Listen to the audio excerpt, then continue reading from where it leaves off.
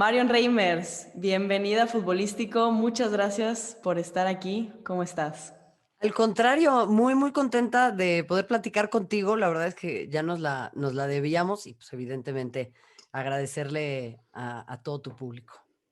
Padrísimas estas plataformas para conectar a esta distancia poder hacer este tipo de cosas. Y bueno, uno de los propósitos de este podcast futbolístico es usar el fútbol como excusa, ¿no? Para platicar de temas que van más allá de la cancha, que quizás son más grandes que el fútbol mismo, para poder entender cosas fuera del fútbol y ser mejores personas, tomando en cuenta que este deporte es como una analogía de vida muchas veces, ¿no? Y se presta para hablar de muchísimos temas, y uno de estos temas es el fanatismo, ¿no? Es algo que creo que de lo que se habla poco, y pasa en el fútbol, pero también pasa en muchos otros ámbitos y países y temas y de todo, ¿no? Entonces, pues bueno, es el tema de hoy y busqué la definición de fanatismo, me encanta buscar definiciones, y según la RAE es el apasionamiento y tenacidad desmedida en la defensa de creencias u opiniones. Entonces, vamos a empezar por el principio, ¿no? Tú has jugado varios deportes a lo largo de toda tu vida y conoces también de otros deportes en México y fuera de México, o sea, en muchas partes del mundo. Este fenómeno del fanatismo, ¿también ves que sea algo que se repite o que ocurre en otros deportes? Sí, obviamente. Y creo que me gustan muchas cosas que mencionas, porque evidentemente el deporte y en este caso el fútbol tendrían que ser sí la excusa para hablar de otras cosas. Ojalá a muchos de mis colegas se les pegara un poquito de eso, porque creo que es importante no únicamente enfocarnos en el 1-4-4-2, que es interesantísimo, y los Exacto. resultados y las estadísticas, sino también hablar de este deporte como un vehículo para muchas cosas. Y desafortunadamente, como sucede con el fanatismo, y yo hasta te diría con la inmersión de otros intereses ajenos al deporte en sobre todo en el deporte espectáculo, ¿no? En el deporte como industria y parte del entretenimiento, Ujú. pues desafortunadamente se utiliza el deporte como pretexto para cosas que no son buenas. Sí lo he visto en otras disciplinas, puede llegar a suceder, por ejemplo, en el fútbol americano, tal vez de manera no tan marcada como sucede con el fútbol, pero pasa en México, pasa en Estados Unidos. Lo he visto con el rugby, cuando vivía en Argentina.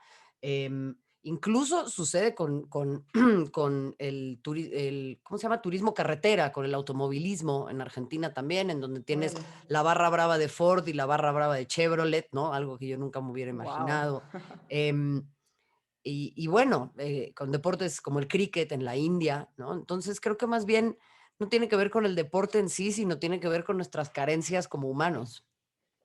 Sí, definitivo. O sea, ahí va como la siguiente pregunta, ¿no? Como tomando en cuenta, bueno, hablando del fútbol industria, como dices tú, empezando por ahí, ¿no? Ya el fútbol que ya es un negocio y entendiendo que al final del día esto es un negocio y el consumidor es el aficionado, ¿no? Entonces, obviamente el fútbol como industria depende del aficionado, y el fanatismo creo que aplica no nada más al aficionado, creo que aplica a todo mundo, pero bueno, empezando por ahí porque creo que es como que la connotación que lleva la palabra fanatismo.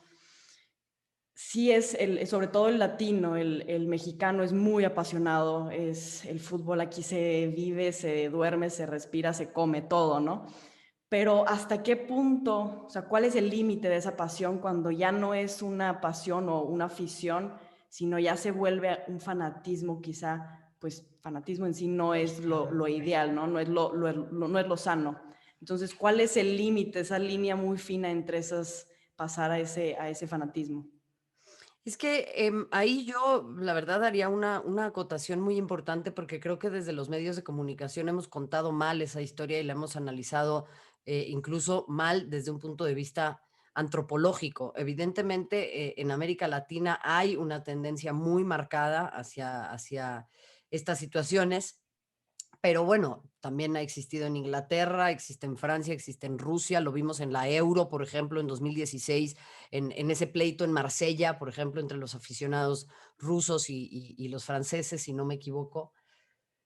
Para mí esto parte de las desigualdades y parte de una sociedad que se ha dedicado a olvidar a sectores muy importantes de su población. Entonces, esto genera un vacío de identidades y ese vacío de identidades le permite a muchos jóvenes que no encuentran un rumbo, que se sientan aislados de la sociedad, que sienten que no tienen cabida, de tener fecha, hora y lugar como para poder insertarse en esta dinámica gregaria y de grupo muy profunda, ¿no? Entonces, de ahí en más es que se empiezan a potenciar muchas otras situaciones que después sí podemos definir como fanatismo. Es difícil, ¿no? Como trazar la línea, pero, por ejemplo, cuando yo vivía en Argentina me especialicé mucho en violencia en el fútbol y creo que hay muchas cuestiones que no vemos en términos de por qué se organizan estos grupos, porque no es un individuo, son grupos de gente organizados y articulados para buscar violentar a otros sectores o para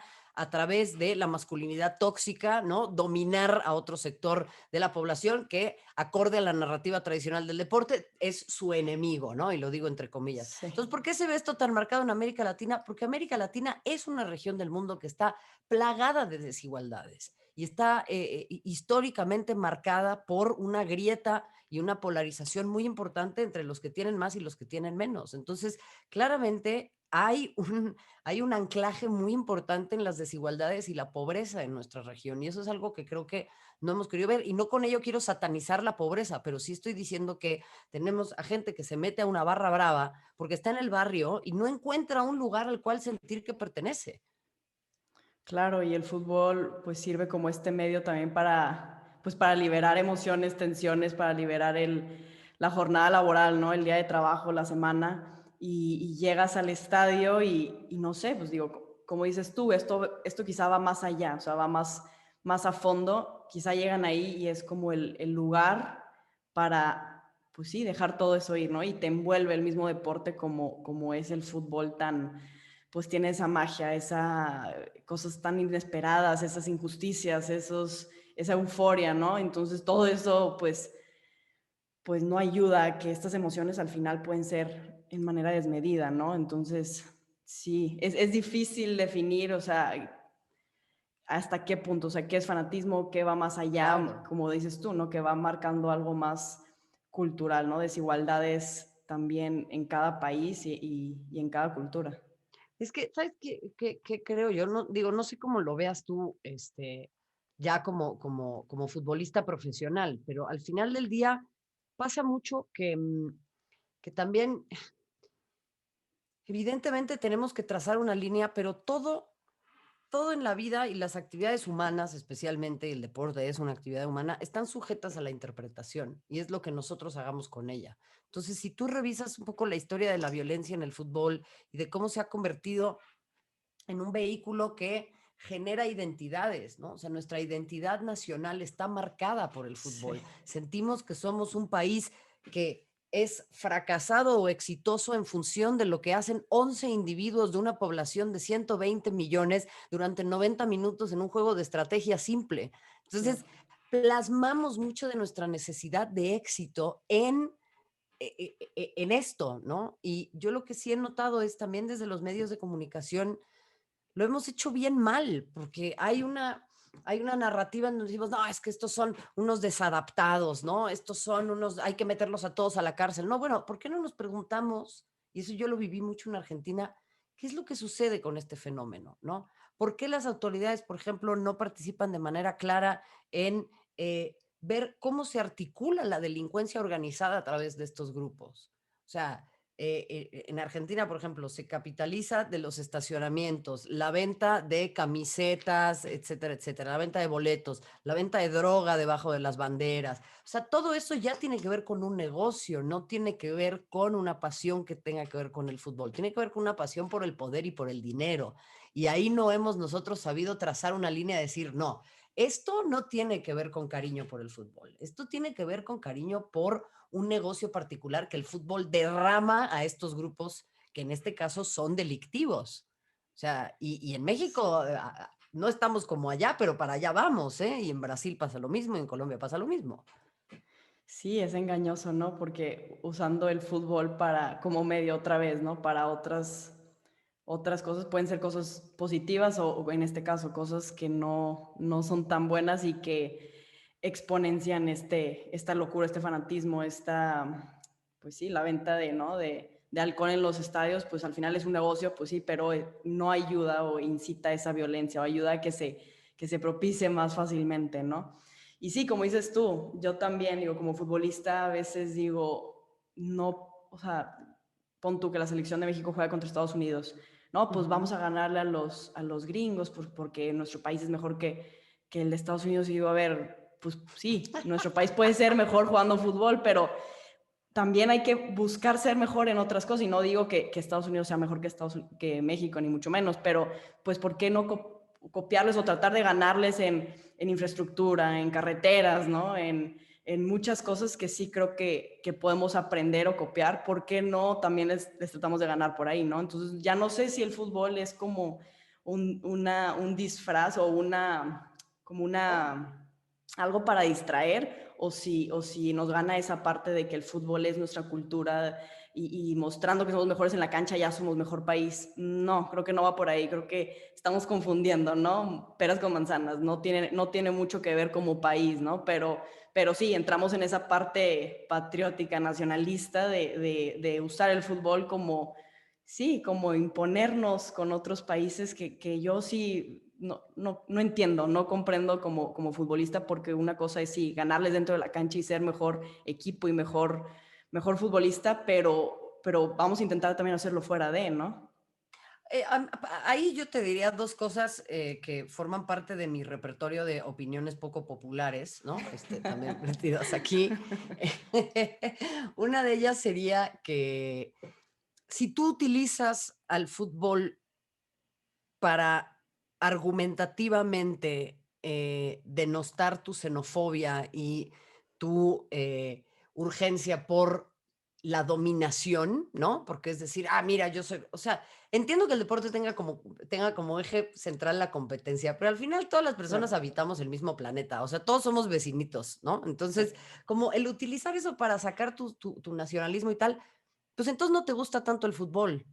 O sea, es como los hombres que te dicen: "Es que yo no veo fútbol femenil", es que entonces no te gusta el fútbol, te gusta ver a otros hombres, pero no te gusta el fútbol.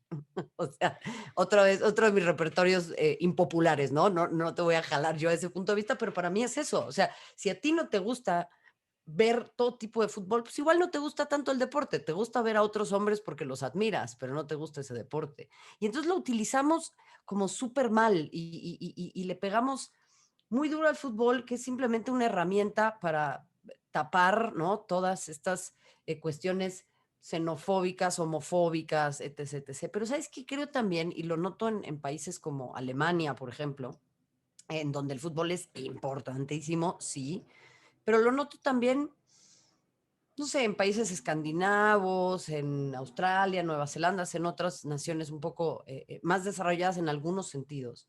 Y es que no tienen todos los huevos puestos en una canasta. O sea, acá todas nuestras esperanzas están puestas en el fútbol y es el único deporte al que verdaderamente le ponemos atención.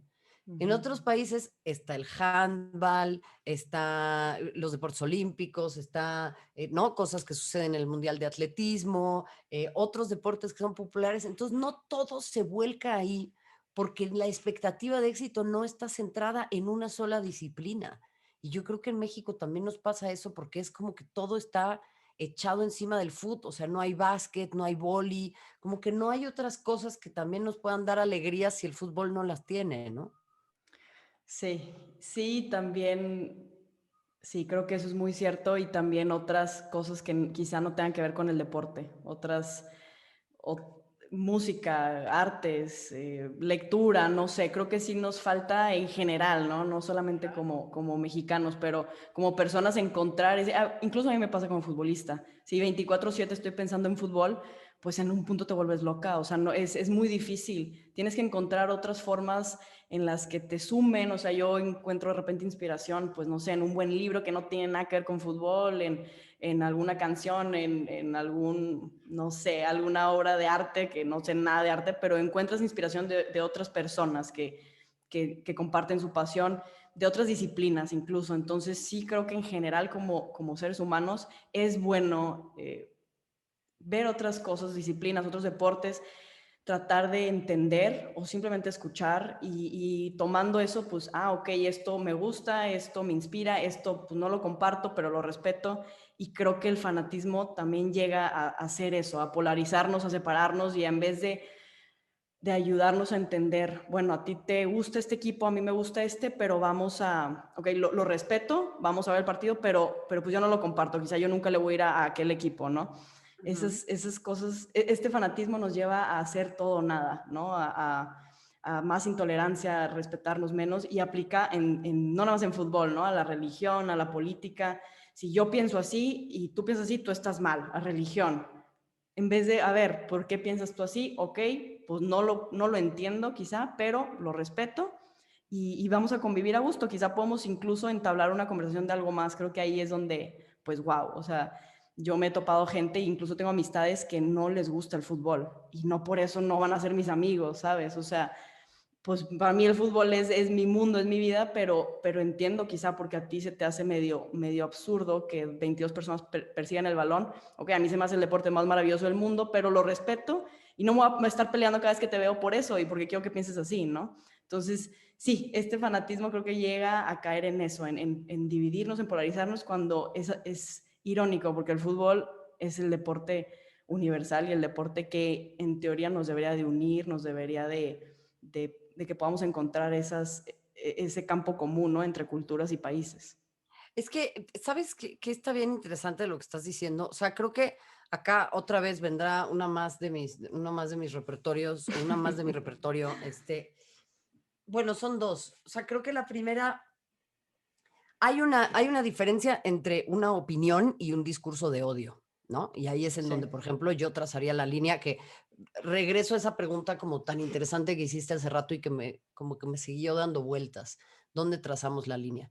Yo creo que hay que trazar la línea en el discurso de odio, ¿no? Hay mucha gente que se escuda en la libertad de expresión. La libertad de expresión es uno de los derechos más preciados que tenemos y yo creo que no habríamos de jugar con él, especialmente en un país como el nuestro, en donde se asesina a periodistas a diestra y a siniestra y es el segundo país más peligroso del mundo para ser periodista. Entonces, pensando en eso, hay una línea muy delgada entre la libertad de expresión y el discurso de odio. No, Raimundo, tu opinión, el decir que las personas de la comunidad LGBTIQ más tendrían que morir o merecen el infierno, o decir que, bueno, todo bien, pero mientras no se me acerquen, el hablar de manera tan despectiva de las mujeres, el hablar de manera tan despectiva de las personas indígenas, de las personas con discapacidad, eso no es una opinión, eso es un discurso de odio. Y yo no lo pienso tolerar, porque ahí es en donde creo que tenemos que trazar la línea, ¿no? Pero lo otro que mencionas, y repito, continúa mi repertorio, es bien interesante ver lo que sucede, por ejemplo, en los mundiales de mujeres y en los mundiales de hombres. Y yo no pretendo aquí jugar a que las mujeres somos el faro moral del mundo, somos seres humanos, somos capaces de hacer cosas horribles, hay mujeres que han hecho cosas horribles en la historia de la humanidad. Sin embargo, sí creo que este tema como tú decías, ¿no? De ya trascender el hecho de que yo pueda tener una afinidad con ciertos colores, ideologías, maneras de pensar, hasta es una afinidad geográfica, ¿no? O sea, nací aquí, entonces pues por eso le voy a México, y mi familia es alemana, entonces le voy a Alemania por eso, pero no por eso le voy a China, ni significa que odie a los chinos. Entonces, trazando todo eso, sí hay un tema en el deporte masculino y en las aficiones muy masculinizadas de toxicidad profunda, de dominio, de humillación y de sometimiento, ¿no? O sea, tengo que ser mejor que tú, tengo que demostrártelo y tengo que imponerme hasta físicamente y a través del uso de la violencia para demostrar esa superioridad. Y eso es una característica muy puntual de la masculinidad tóxica, que se ve marcada en el deporte porque se convierte en la válvula de escape de muchas frustraciones que como sociedad no hemos sabido atender y que los hombres atraviesan y que no hablan. Entonces, repito, no es que las mujeres seamos mejores, pero sí creo que es un caldo de cultivo en donde de repente a los vatos se les bota la canica porque pues, no van a terapia, amiga. Sí. Hay que ir a terapia. Sí, al final el fútbol es la manifestación de una analogía de vida y esa Sí. manifestación de muchas cosas culturales, ¿no? Y lo ves en el mismo estilo de juego de cada país, ¿no? Cómo se manifiesta ahí su cultura, su identidad.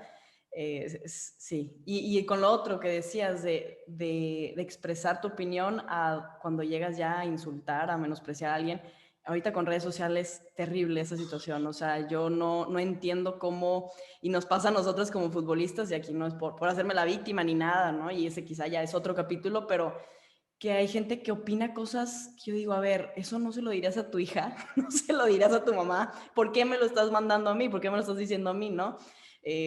O no Desde tendrías por qué cosas, decírselo a otra persona, sí, no, punto, ¿no? claro. O sea, Y ugh, es muy fácil agarrar el teléfono y esconderse detrás de Twitter y comentar.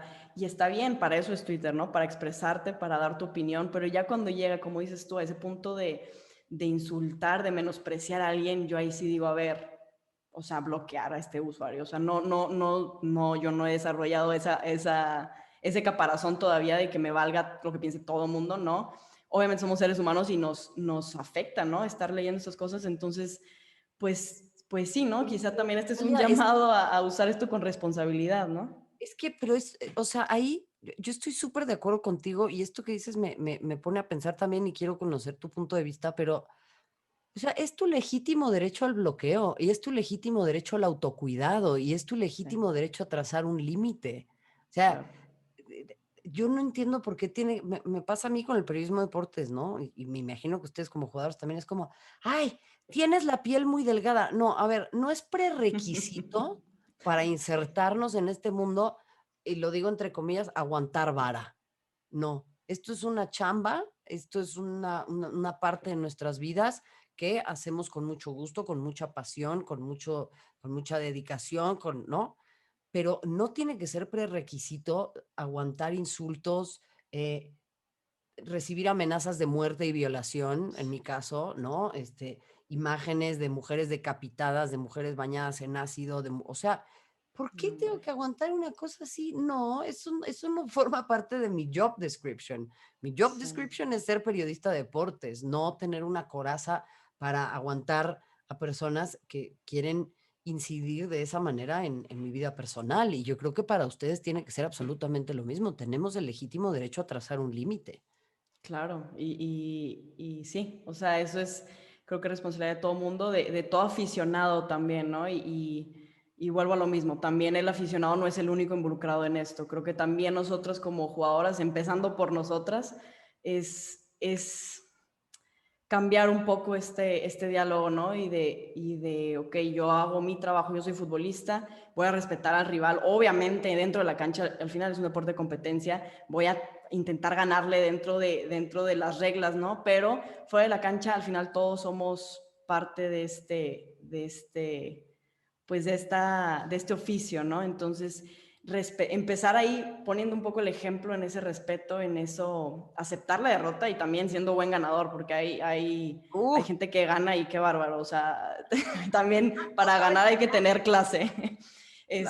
Y de ahí quizá ojalá se permea todo lo que lo rodea, como jugadores, clubes, afición, y de ahí quizá de lo profesional que se vaya permeando a sub 20, sub 17, todo hasta llegar a fútbol base, a llegar a las canchitas del barrio. Ojalá, ¿no? Ojalá que exista este respeto, esta competencia, pero entendiendo que, yo digo, al final es un juego. O sea, a ver, o sea, sí representa muchas cosas para muchas personas y digo, yo me dedico a esto, ¿no? Pero al final del día es un juego y lo que pase fuera de la cancha es otro tema, es otra cosa. Yo dentro de la cancha te voy a intentar ganar y voy a hacer todo lo posible dentro de lo que está permitido, pero tampoco voy a llegar a desearte el mal, a hacer cosas que no tienen, dejarnos llevar por esto, ¿no? Entonces sí creo que es poner límites, como dices tú, y poner el ejemplo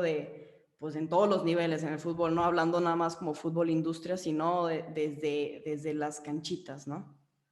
sí, y ahí me quedo con muchas cosas que mencionas y una de ellas también la cuestioné mucho en diferentes espacios Ahora con todo lo que se dio en la pandemia, ¿no? Pero tiene que ver con un sentido de comunidad.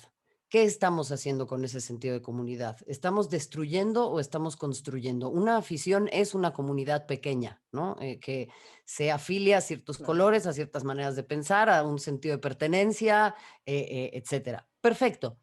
¿Qué se está haciendo con ese sentido de comunidad? O sea, me la paso mentándole la madre al otro y diciéndole que es un tarado y evidentemente también en masculinidad tóxica, haciendo muchas analogías a la violación, que me parece una cultura muy preocupante y peligrosa, o estamos buscando con esa comunidad, claro, tener, sí, éxitos y fracasos y lágrimas y risas y alegría y tristeza a través de un deporte, pero también estamos retribuyéndole algo a la comunidad y el fútbol se genera a través de la comunidad. Y a mí me llamó mucho la atención ver lo que pasaba en distintas latitudes con diferentes clubes de fútbol, que era como, oye, a ver, el fútbol, o sea, la afición y la comunidad te han dado todo, te han dado los ingresos, son los que llenan los estadios, son los que hacen populares a las y los futbolistas, porque sin afición Claro. este deporte no existiría. Ujú. Ahora devuélvele algo. O sea,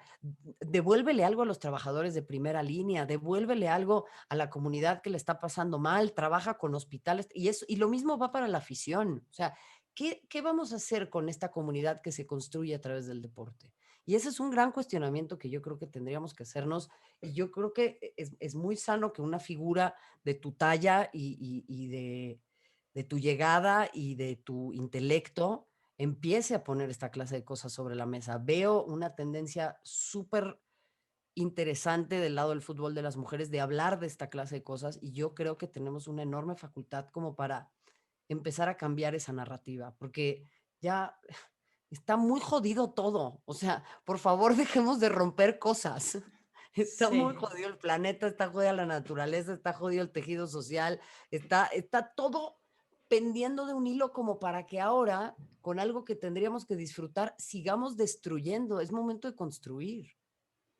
Definitivamente, y sí, usar el fútbol como este vehículo para una transformación social, ¿no? Suena un poco utópico, ¿no? Pero creo que sí es posible y sí entendiendo que es un negocio y entendiendo que al final del día pues se tiene que ingresar ingresar más de lo que se gasta, pero también se puede, como dices tú, regresar algo e ir construyendo, ¿no? Y encontrar la forma de que, bueno, si ayudo al de al lado, claro que mi club va a ser mejor, mi espacio va a ser mejor, mi comunidad va a ser mejor, mi ciudad va a ser mejor y todo eso es un círculo virtuoso, ¿no? Que ayuda a que crezca todo esto y empezando por el diálogo, por cuestionarnos, cuestionar por qué siento tanto odio por el rival, por qué siento tanto odio por alguien que está usando una playera que no es mi playera, o sea, por qué todas estas cosas, ¿no? Que quizás es porque nos los meten al chip y nos los están bombardeando y los mismos medios, los mismos, no sé, nuestro ambiente, nuestra familia, bueno, empezar como en todo, ¿no? A cuestionarnos para poder romper estos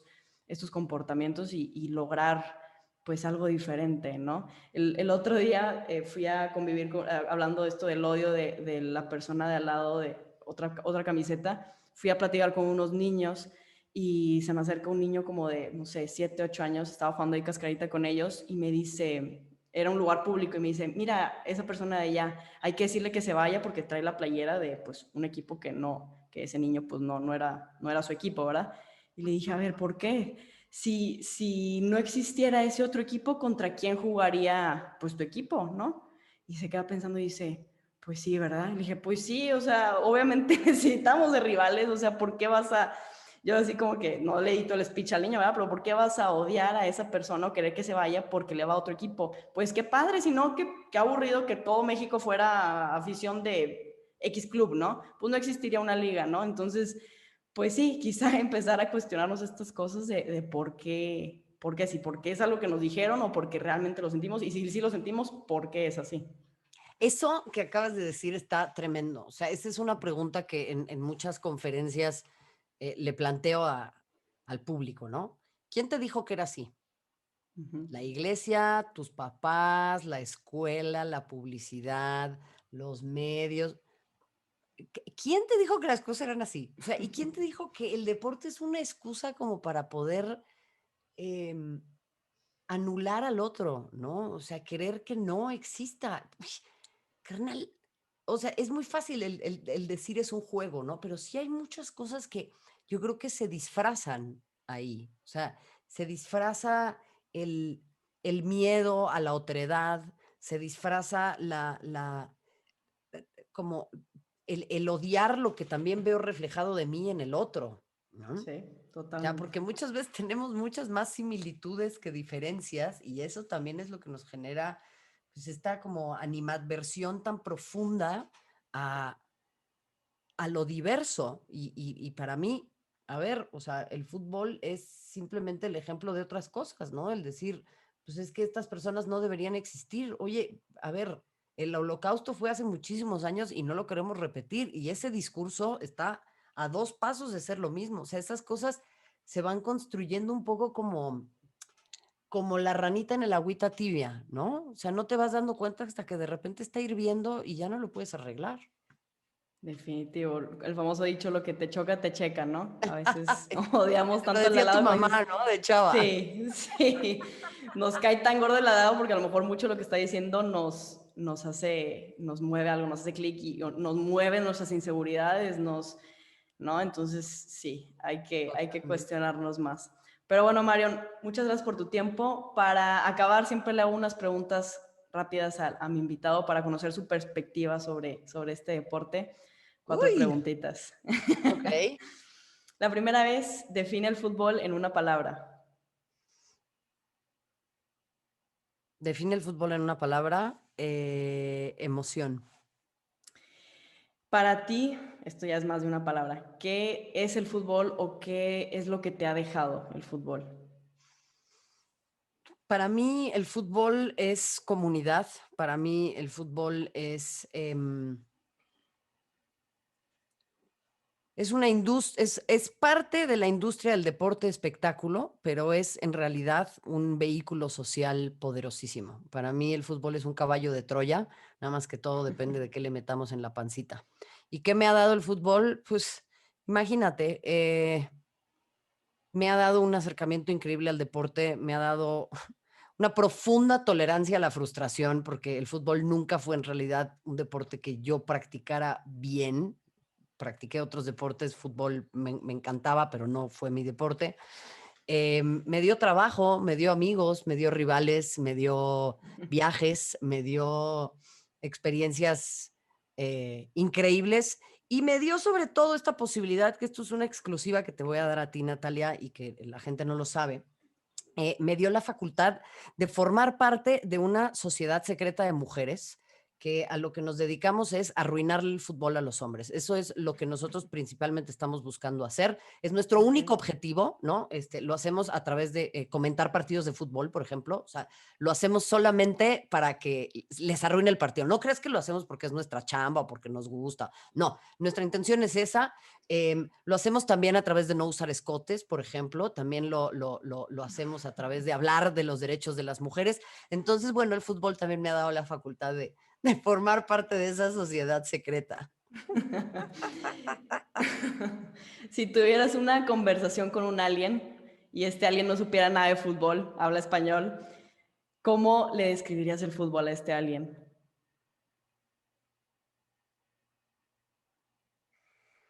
Le diría que el fútbol es de las actividades en apariencia más sencillas y en trasfondo más complejas y subestimadas que existen, que es de las actividades más divertidas, gratificantes y a la vez frustrantes que existen, pero que sobre todo es un invento maravilloso de estos animalitos que somos los humanos, que nos ha dado tanta felicidad que seguirá por los siglos de los siglos.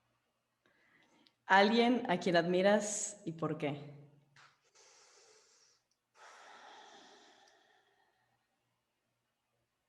Uf. Mira, más bien lo metería en un grupo de personas. Admiro mucho a las personas que históricamente han buscado hacer de este mundo un lugar mejor en contra de muchos poderes que se han opuesto a eso y que han marcado resistencias, ¿no? Admiro muchísimo a las mujeres que nos dieron el acceso al voto, que nos dieron poder político para que el día de hoy tú y yo podamos tener esta conversación, que tú seas futbolista profesional y que yo sea comentarista deportiva, Ujú, porque creo que sin ellas no lo hubiéramos podido lograr. Y de repente totalmente. damos muy por sentado muchas cosas que mujeres que no están hicieron para que estemos aquí, que no se les menciona en los libros de historia, que no aparecen en los billetes, que no aparecen en los nombres de las calles y que ahí están. Y eso lo admiro también de grupos, híjole, que históricamente pues han buscado salir de ese oscurantismo, ¿no? Las personas con discapacidad, las personas que luchan por el planeta, las personas afrodescendientes, las personas indígenas. Pero si tuviera que centrarme en un grupo en particular, híjole, yo te diría que esas mujeres que pelearon tanto para que tengamos todo esto hoy son mis ídolas, hoy y siempre. Marion, muchísimas gracias por tu tiempo. Padrísima conversación. En verdad, muchas gracias por estar aquí hoy. Al contrario, muchas gracias a ti por recibirme, por permitirme hablar de estos temas que me encantan y me intensean y me aceleran el corazón. Y sobre todo, felicitarte porque creo que ustedes están cambiando la narrativa en torno a este deporte, están cambiando la narrativa en torno a lo que significa ser futbolista. Nos están día a día enseñando a nosotros desde la prensa también a salirnos de esos lugares comunes y me encanta que tengas un proyecto como este y la verdad le deseo una larga vida y te felicito. Muchas gracias.